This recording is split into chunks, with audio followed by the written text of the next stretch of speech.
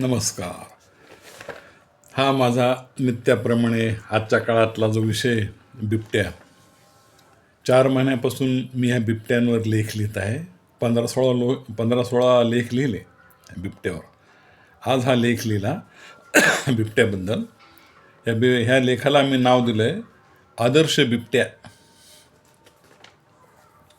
आता हे बिबटे सगळीकडे मोकाट फिरत आहेत. त्यांची दहशत निर्माण झाली आहे, हे खरं आहे. पण हा बिबट्या जो आहे ना, तो काही बाबतीत अगदी आदर्श आहे बरं का. तुम्ही म्हणाल कोणत्या बाबतीत आदर्श?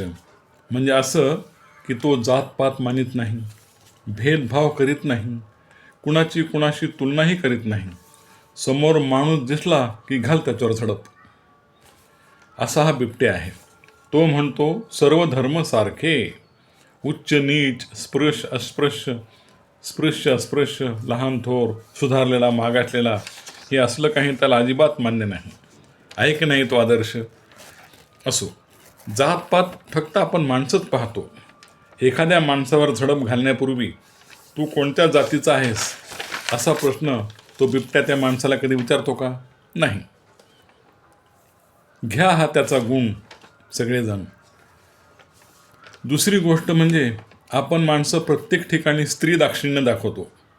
स्त्री दाक्षिण्य, लेडीज फर्स्ट, स्त्रियांना प्राधान्य वगैरे वगैरे गोष्टी आचरणात आणतो.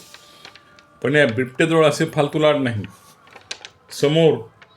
समोर तो असो किती असो, धरायचा आणि फडशा पाडायचा. कशाचे लीड आणि कशाचे जेंट्स, हा देखील त्याचा एक आदर्शच म्हणावा त्याच्या दृष्टीनं. असो. तिसरी गोष्ट अशी की आपण बरीच माणसं नेहमी ताजं अन्न खातो.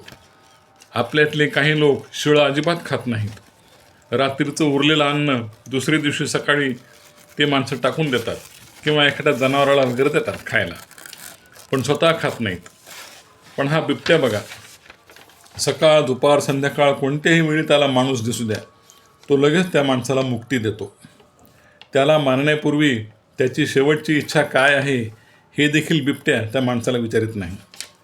असं पाहिजे, स्ट्रेट फॉरवर्ड. म्हणजे मिळेल तेव्हा खावे, कुरकुर न करता. अन्नम ब्रह्म असं बिबट्या आपल्याला शिकवतो. असो. त्यानंतर चौथी गोष्ट पहा. या बिबट्याला कधीच थंडी वाजत नाही किंवा ताप येत नाही. एखाद्या बिबट्याची BP वाढली किंवा दुसऱ्या एखाद्या बिबट्याची शुगर वाढली, त्याला डायबिटीस झाला, असं आपण कधी ऐकतो काय? मुळीच नाही. हे सगळे फालतू लाड फक्त माणसांच्याच बाबतीत आहेत. अहो, आपल्याला सुखच जास्त खुपतं आहे. विनासायास आणि अपेक्षेपेक्षा जास्त सुख मिळू लागलं की मग माणूस जास्तच चकाळतो.